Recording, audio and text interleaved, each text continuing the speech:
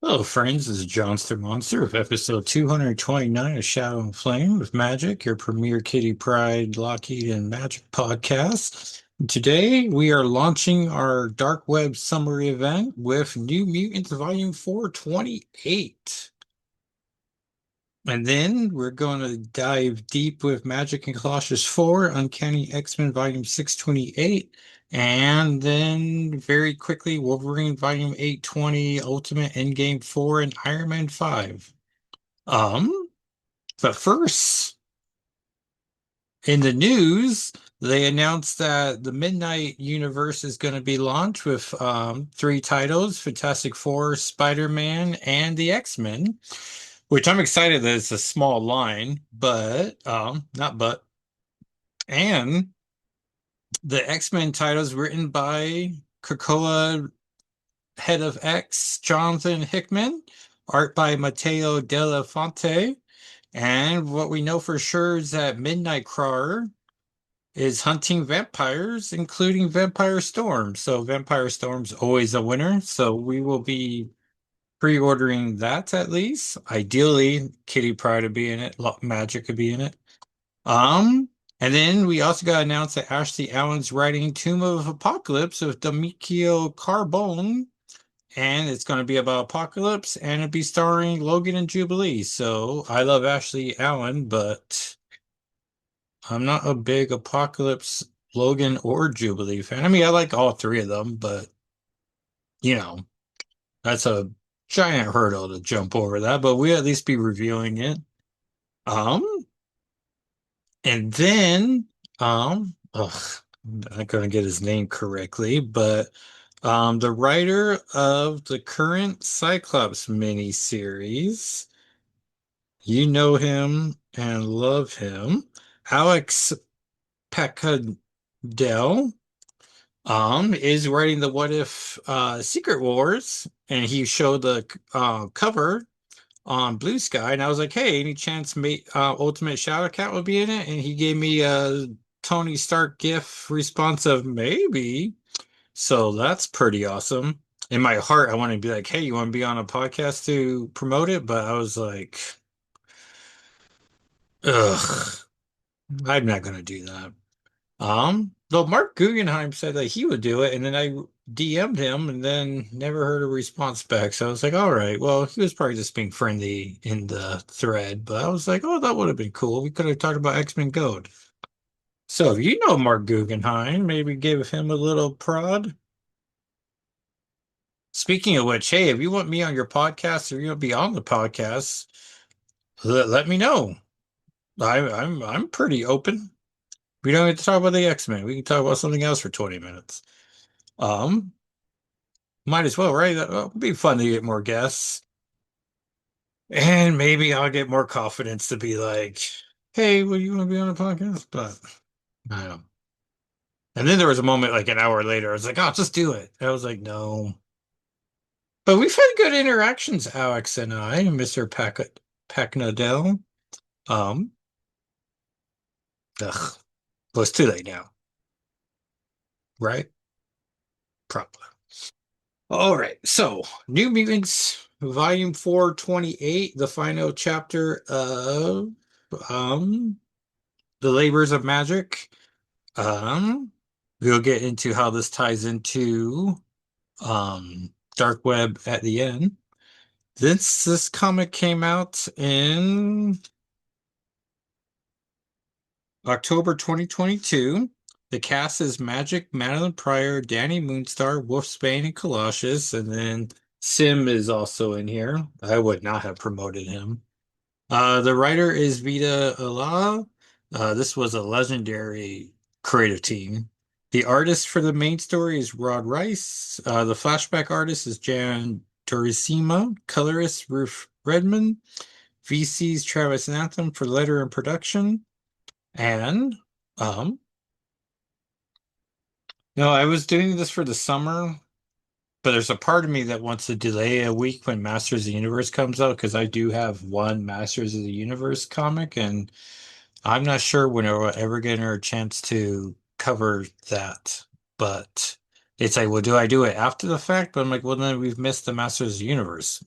moment in time. But then we'll be doing an episode post the Spider-Man Brand New Day. Hey everyone, we're doing the Dark Web event because it's our connection to Spider-Man Brand New Day.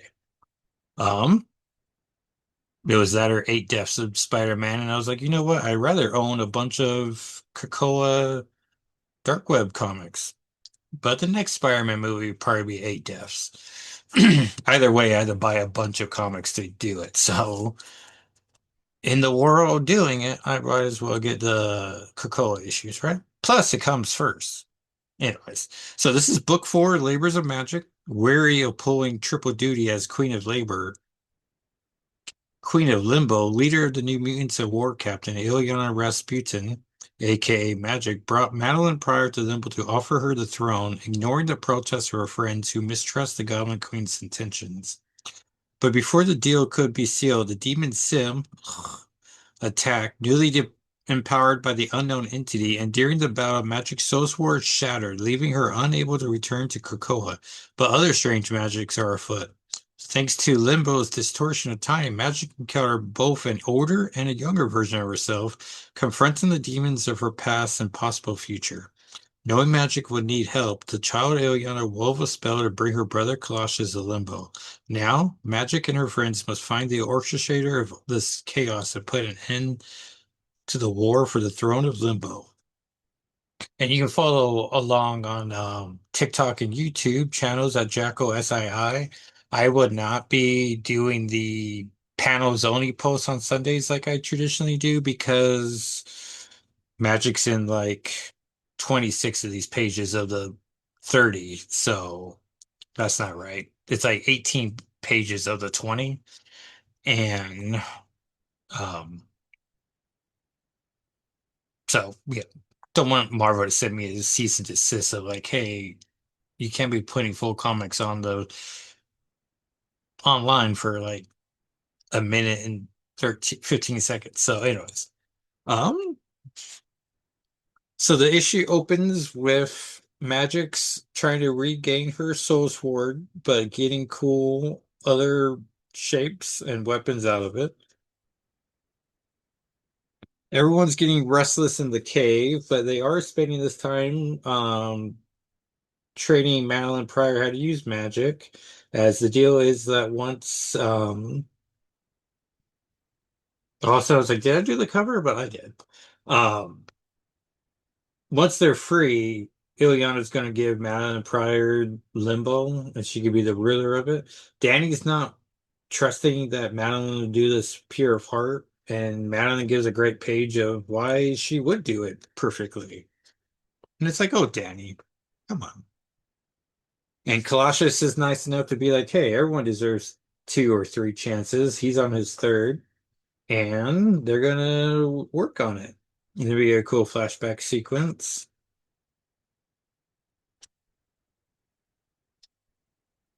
Oh man, remember Exterminators? I still volume two. I still need to get Kitty Magic are not in the first issue, but I still need to get issues two through five on my wish list. Um, so all these demons of Limbo are just like, we want to fight, and then finally the doors break down and they get their big old fight they wanted. And Sim comes out like, I'm going to defeat you. Like, I'm going to defeat you. And Ileana's just like, I defeat you every time. Let's do this. Except then she gets hit on the head. And who hit her on the head? Well, this jerk. It's a magic of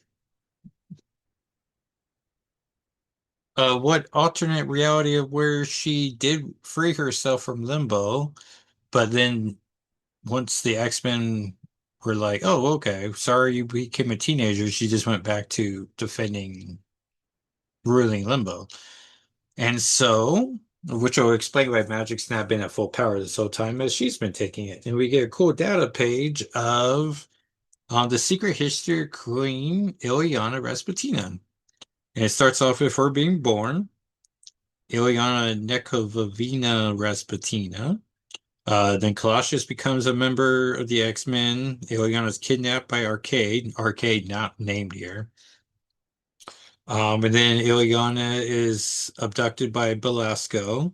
And then in Limbo, Ileana is trained by an alternate version of Aurora Monroe, now age powerful sorceress, and then Kitty Pryde, now a deadly assassin, before being recaptured by Belasco. And then Belisco gets defeated by Ileana. After training for years, Ileana uses her Soul Sword to defeat Belasco. And then Ileana returns to Earth, but decides to stay in Limbo and clean it up. Ileana spends a year rooting out any and all demons who oppose her, for example, Sim. And then deciding to get even stronger, she kidnaps the Enchantress and then absorbs all the power of the Dark Child. And then issue New Mutants 50, Volume 1 came out, where Magus comes to attack the New Mutants in Limbo, and half the New Mutants die, and as does Magus. And then a pretty cool design, like, it implies there's more history, but it does end with, and then Limbo happened, and Ileana manages to squash the uprising through mini, and it's like, all right. And this Queen Ileana is very much quoting it is Sun Tzu, and then all of a sudden the Queen gives out an O face as Madeline Pryor attacks her from behind using her Sith, which will be a very important tool during Dark Web. And the Dark Web is when the clones, Madeline Pryor and Ben Reilly, decide to get what they want. And, well, we'll get to it. But but first, it's like Madeline Pryor's first big thing as the um, Queen of Limbo. And so I thought it would be smart to start with her actually becoming Queen of Limbo. So Queen Ileana dies. Our magic gets a cool Sailor Moon power sequence, and the Chris Bacalo Black Booty short design retires, and we get the brand new New Mutants design, which is pretty cool. I mean, I like the Chris Bacalo costume, and it's very popular. But I do like the idea that she's on a team called the New Mutants, that she will wear more gold and black colors. And then when she's representing herself in a team, she will go back to the black outfit. And that works. No, that makes sense to me. I see her philosophy of it, and yeah. And then Sim gets defeated, which we love to see.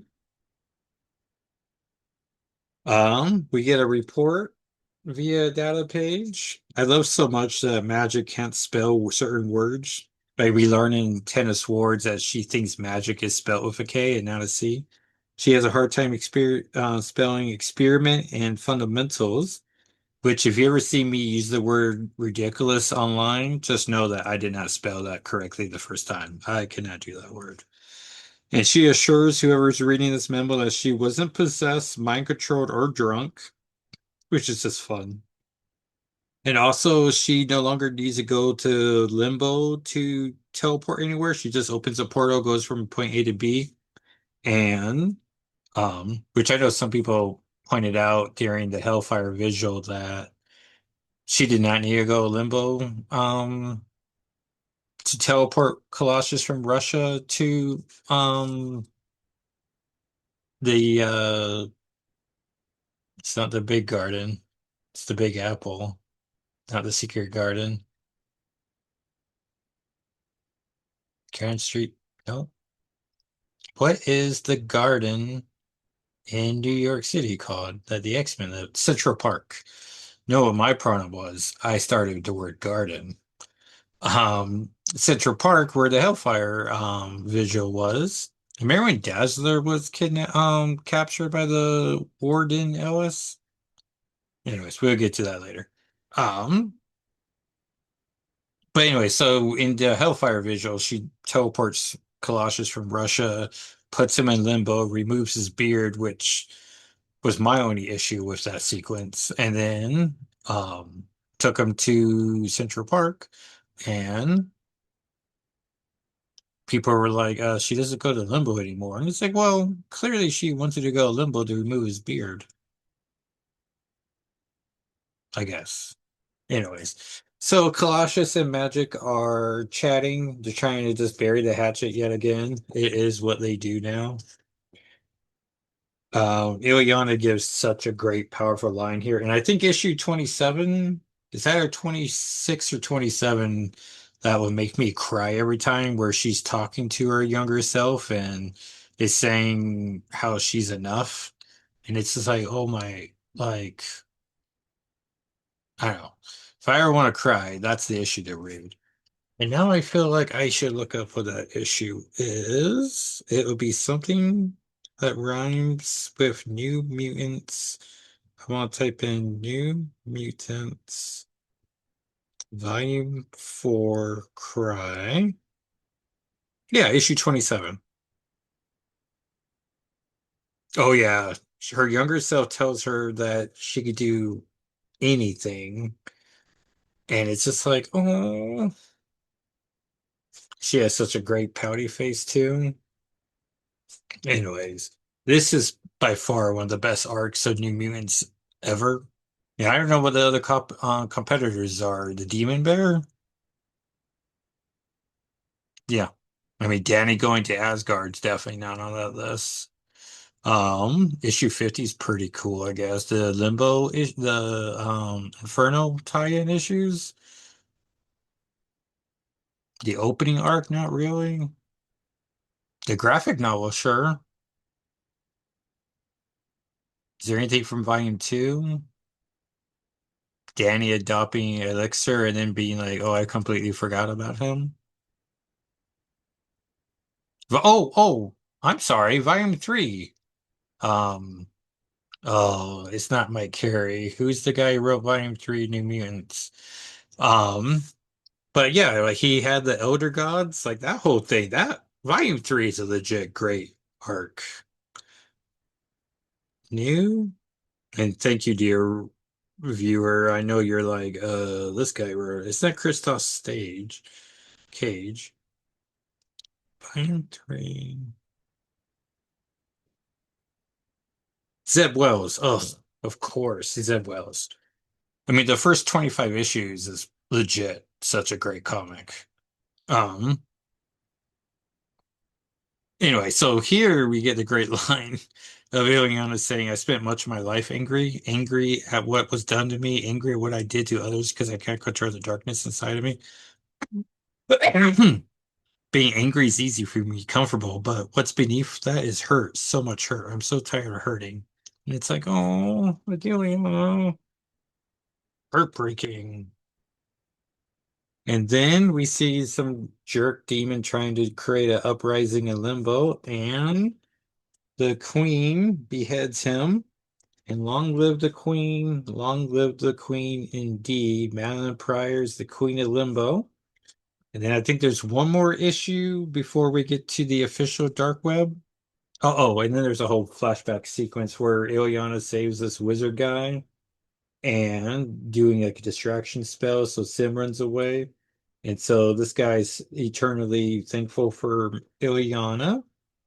And so he gives this little guy a book to give to Ileana, who will be inspired to use that book to become a strong wizard and then save that guy. So it's a nice time loop.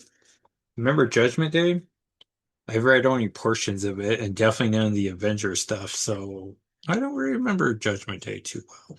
I know Lockheed shows up for a panel, one thing, and I think Magik for two panels, and one of those panels she like vaporizes in. I don't know.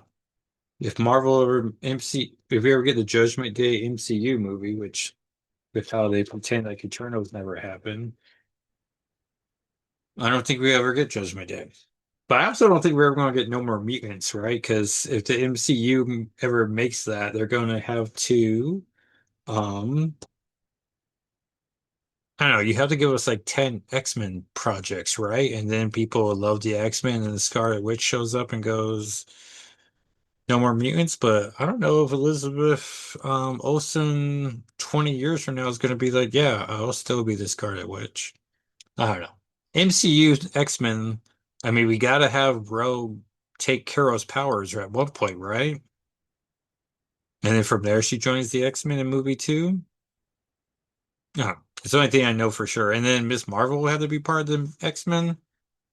Um, and of course, gotta give us Kitty Pryde and Magic, right? And Loki's already a movie star, so you can put him in a movie. Hey, the audience knows Dragon. Anyways. So that everyone was New Mutants Volume 428. And let's get into our rest of the books of this week. Spoilers ahoy. Um, Magic Colossus 4, Ashley Allen's the writer. Artist is Herman Peralta. Color artist Arthur Halsey. Letter VC's Ariana Maurer. And I got the variant cover by Nogi San. It was the only solo Magic cover, so yeah, I'm not gonna. We start the issue with the Rasputin household in the UST Orinsky Collective, Russia then. Ilyana's returned from the events of Uncanny X-Men 160 and the heartbreaking events of the original Magic miniseries. Piotr has brought her to reintroduce her to the parents. Oh yeah, and you can read these reviews. I think this one goes up on Monday, and then I'll be doing the Uncanny X-Men review on Tuesday on my home of the internet, shadowandflameofmagic.com. Which I do appreciate everyone who goes to the website as I definitely seeing all the additional views and everything, and clearly I should have been doing this much longer. And so it also feels great to be posting content online. Um, their parents are naturally confused to see a teenage Juliana, as I can only imagine less than a week or month ago, they probably talked to her on the phone and she was barely 8 then. I can only imagine Peter has not kept them updated on all of his zany adventures, as yes, this is super shocking, but also his life is crazy. Now, could he have called them ahead of time? Yes. Should he have called them ahead of time? Also, yes. Is it fun to answer questions? Yes. If you have any questions, ask them below, comment below. I imagine this takes place after Magic Volume 1-4, when she tries to meet her parents a second time. They must have forgotten this first attempt, or this current scene reinforces the original scene. They were at Baba Yaga's house, West Serbian Tiaga, Russia now. I really do like how they address that Lada is not actually Baba Yaga, as anyone who also read Wiccan's Witches Road 5 out 2 weeks ago, maybe. Baba Yaga showed up there, so we thought this was the beginning of a huge comeback for the character. Turns out Cows just likes calling her that, as that's what the children called her, as she's a witch who lives in the woods. Not the most original of nicknames. Lada is, however, the sister of Korshay, the big bad of this miniseries, and who we fully met last issue. Nice how this miniseries is dealing with siblings. It's a theme, everybody. Naturally, Lada's a native cause and was caught off guard by the Rasputin siblings, so if fight breaks out. Oh, speaking of fights, people have been nice enough to let me know that Loki gets reference if Magic is in a match with Devil Dinosaur, and so I've been trying to play Marvel Rivals, and um, it did not happen in my first match, and in the middle of my second match, the game shut down on me. So I am going to try to do 3 Marvel Rival matches a night and see if I can, um, recreate that thing. But I can never get Star-Lord and Jean Grey to chat together, so yeah, see how that all works out. If you know how to make Jean Grey talk to Star-Lord for sure, comment below. Um, and I like seeing a lot of open her own portal deal with Magic, though it is triggering as Ilion has a lousy history dealing with other people's portals. Colossus gets a cool moment depowering so he can use Lotta's transform size against her and flips her over. He has strategies. I also like how annoyed he is. Magic mentions how her and Cyclops dealt with a situation similar to this, so she's trying to take charge of the situation. These two really do not, they have a lot of issues to work out, so they don't have great communication skills. Also, they're rarely on the same team together, so they don't have battle experience together. There's no field trust. I know for sure they were an extraordinary X-Men together, but I don't know if they've really worked together beforehand. Cows finally calms things down with Lotta. Honestly, the entire miniseries could just be Ilyana and PR talking about everyone they know in common. I guess we have to stop referring to Ilyana and Scott as siblings, as she doesn't view it that way. They're best friends, which I simply love Ilyana saying that about Scott, as they really are. Ever since the Bendis era of Uncanny, Volume 3. They had been written as best friends. Gillian got them on the same Uncanny team for Volume 2, Scott's Extinction team, but Bendis really made them pals. They have been best friends really ever since. Peter is still dealing with his guilt over killing Kayla in the X-Force series of Krakoa, Volume 6. So it was his body that did it, not his mind, but he's still having guilt about it. Nice to see him doing the grief and anything relating to the Krakoa era. I love Alan Peralta so much for crafting the story that we get the best hug of 2026 with the Rasputin siblings. Elsie and Maurer color and letter respectfully the heck out of this page. Seeing the hug triggers a lot of think about her growing up with Koschei. He's a bad dude. He's also like a Russian Voldemort.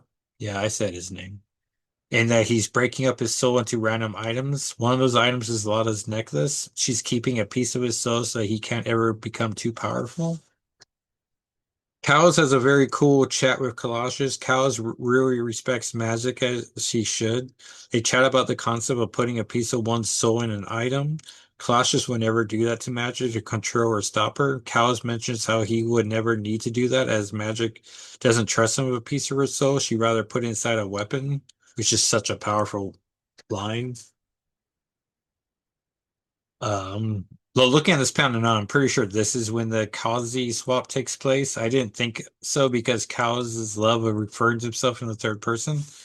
I really do love both Magic and Colossus are still covered in mud from their earlier fight. That Rasputin's truly are always taking one step back. Piotr ponders what if Limbo didn't happen if they were not mutants. Ileana is so bored of this conversation. I imagine Kitty probably attempted it once and never again. Whereas I feel like I've seen Piotr attempt this conversation multiple times. Ileana is magic. Ileana is the Dark Child. Limbo did happen. I'm sure the idea of what if grew old during her first year of Limbo and the abuse she suffered at the hands of Sam and Belasco. She doesn't ever have to wonder about that question. We get the Cowsy was Cow's reveal. Magic tries to attack him, but he overpowers her. I'm sure it was because of the shock of the situation. Kashe takes Lotta's powers as he does that. Issue ends with Kashe attacking the Rasputins. Is the final issue just going to be a battle sequence? Maybe, but we just have to see when that comes out. Uncanny X-Men Volume 6, 28. Writers Gail Simone. Artist is Luciana Vecchio. Color artist is Matthew Wilson. Letter VC's Clayton Cowles. Who's Been Sleeping in My Bed, Part 3. Gray Mulkin Prison. Scurvy dies as Warden Ellis gives us some more of her backstory. He's only 24 years old, which causes a question how old she is. She's a doctor, a podcaster, a warden. I mean, she's at least 30, probably. As soon as Scurvy dies, Prisoner X takes over his body. Prisoner X is Ellis's brother, Oscar, but he wants to be known as Perimeter. Sure. He has the mutant ability to warp reality, just like Proteus and Jamie Braddock. Monet has been waiting for this moment to happen. Nice that we got to see Siren Fawn, Fred Dukes, and Sarah Grunt again. Xavier's School for Gifted Youngsters, Somewhere, Some When. Magik Colossus and Mr. S's X-Men are fighting off the zombie sentinels, which is cool. But my favorite part is that Jitter's love for Calicchio comes through, so their real personalities are coming through. Poor Becca, she must have been so confused at why these new emotions felt so strong. Cal Jitter is just simply the best. Butina, who if they sewed her all different, all new mutants outfit with the cat ears, I would totally buy that jacket. Jitter is epileptic, as we learn when she's having a Jacksonian March. Caesar. Does that explain her stutter? I just figured it was due to her child abuse. No, unfortunately. Becca is told Jitter needs a med bay and starts clearing the way. Probably smart not to take Jitter along with her as Ember and her are on fire. This horse is on fire. Alicia Keys is just the best. This is such a cool image. The CEO is slaying it with this arc, and it's Death Dream creating a giant demon behind him, and the rest of the team getting ready to get Jitter to safety. Ransom tells Death Dream that they have to get Jitter's safety, whatever it takes, which ever since Avengers Game, I love it when people repeat whatever it takes once they hear it. But Tina figures out the X-Men are fake, more like X-Men, right? Cute that we see Ember and Clecio fighting off zombie sentinels in the distance, but Tina stabs Nightcrawler as he's not real. Referencing things that are not real, Ella starts giving us Perimeter's backstory. He's been torturing her since she was 8 and he was 10. That's just what happens when someone has reality warping powers. He also killed their parents, so she does have a reason to hate mutants. Well, a reason to hate one mutant in particular, being racist about it is a second choice being made.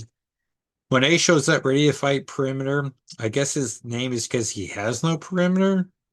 I get the sense that the two have fought before, probably how they got him in the prison to begin with. Though it is odd they had to turn this into a prison. Couldn't this have just gone the X Factor route and Ellis having a mutant team prepared to attack her brother if he ever got out? Provide them a room and board and treat them like actual people? Imprisoning them is another choice. Also, where is Dazzler? It is at this point that I'm wondering if Perimeter is the reason the Outliers are in this weird alt place, but Matina states they are AI later, so maybe that doesn't add up. During the Haven House, Rogue is trying to talk to the New Mutants about their history together. Rogue has been training them for a year to kill the Avengers. They're getting tired of all these questions. Gambit's on his way home. If Vic finds anything, he'll let Gambit know. Magik Colossus is ready to kill Matina, and Ransom isn't too fond of her at the moment. Matina reveals her mutant powers. She has the ability to read people's emotions, which is fine as long as she isn't controlling those emotions, as that's always a gross power. Um, and I guess she can't manipulate them either, like Axel. Matina versus Kalogic, um, which I keep using these names, implying you remember the previous issue, but the X-Men are run by Sauron, going by Mr. S, and then Magik has Colossus's powers, and then Colossus has Magik's powers, and her headdress thingies. Um, but they're all AI, so is Arcade behind this? Gambit makes it home just in time for the New Mutants to attack. Ransom fights Magik Colossus, Matina versus Kalagic. I like how they both have giant swords. That's pretty cool. Kalikyo and Ember finally make it to the mansion, Dr. McTaggart, but she doesn't have a face. I imagine they got there too quickly, so Mad McTaggart's programming hadn't caught up to it yet. Rogue versus Cannonball. She doesn't know how to fight him as he's nigh invulnerable while he's blasting. Though I did expect her to have the thought that he's only nigh invulnerable, leaving her some wiggle room. Gambit grows vampire wings to catch up to Rogue, so that's where the cover image comes from. Issue ends up Monet versus Perimeter, but she's not alone. She's brought reinforcements, which is the cliffhanger line. Like, okay, is her backup just going to be Fawn, Fred Dukes, and Sarah Grunt? Maybe with Dazzler? Or are we getting a Generation X team up? Well, minus Jubilee. We'll find out next issue. But I'm really enjoying this art. And then we'll just knock out these last three. Wolverine Volume 820, Logan fights Adamantine. Looks like he's going to be missing his claws on his left hand, but at least he has the Adamantium claws on his right. He's joined by Alt Logan's. Issue ends with him back on Earth and saying goodbye to Silver Sable. Nightcrawler's in the next issue, so hopefully we address the Silver Sable relationship drama in that issue. Ultimate Endgame 4, with Ultimate Magic being killed by Logan, my interest is completely gone with this ending. It is taking way too long. P. Parker perhaps died, Captain America is definitely dead, and the Maker is free. We have issue 5 finale and perhaps Reborn to deal with for the Ultimate Universe, the second one. Iron Man 5, you can tell I have only been looking at the pretty art by Carmen Carnero and Nolan Woolward. It wasn't until Tony announced he was creating his own science team that I finally noticed Melrose Morrison, a slender blonde with bangs and an attitude. I was like, is this magic? Melrose Morrison seems pretty cool. She's been around since the second issue of this volume. Carnero got some assistance from Jan Bazadula this issue, but I couldn't tell where. Apparently, and thanks to Marvel fandom, she suffered an injury during issues 4 and 5 and will be back full time with issue 8. So hopefully she's recovering well. Next week's comics will be X-Men United 3, which the preview pages shows us the Captain America, Jitter, and Melee, and Laura Captain America adventure, but the cover also implies Emma's getting between Magneto and Beast, 70s Beast. Moonstar 3, which feels like forever since issue 2 came out. Inglorious X-Force 5, best team dynamics in a comic. Rogue 5, which should be the final issue. Psi Dimensional Rivals 5, which should also be its final issue. Um, Sorcerer Supreme 6, still checking to see if Alan Pryor ever shows up again. Ultimate Impact Reborn 1, which feels weird as Ultimate Universe isn't done yet, but here we are. Wolverine Weapons of Armageddon 4, which should be the final one of that. I still do not know how this launches into a giant crossover, but sure. In the top 10 X titles, X-Men United 1, Magik Colossus 4, just shot itself to the top. Moonstar 3, or no, Moonstar 2, expect issue 3 to show up. Avengers Volume 934, Generation X 23-1. And then at number 6, Sorcerer Supreme 3, X-Men Volume 728, Uncanny X-Men Volume 628, so 2 issues added to the list. Wolverine Volume 817, and Cyclops Volume 4 2. So, pretty great week of comics coming up. So thank you everyone for listening and watching if you're one of our YouTube friends. And as you enjoy the rest of your week, please have no shadows of doubt. Ignite those flames and make like magic and enjoy yourself out there. And thank you so much for listening or watching, and I will talk to you next time. You can follow me on socials at Jacko SIII. The podcast socials are S&FwM, the and spelt out. We're doing more things on Instagram, and we're getting more followers, so we appreciate everyone who's finding the account. And if you're a Reddit tier, Daily Lockies out there for you to enjoy. And I will keep working on these conclusions. We almost had it. Almost. All right, everyone. Thanks so much, and I'll talk to you next time. All right. Bye.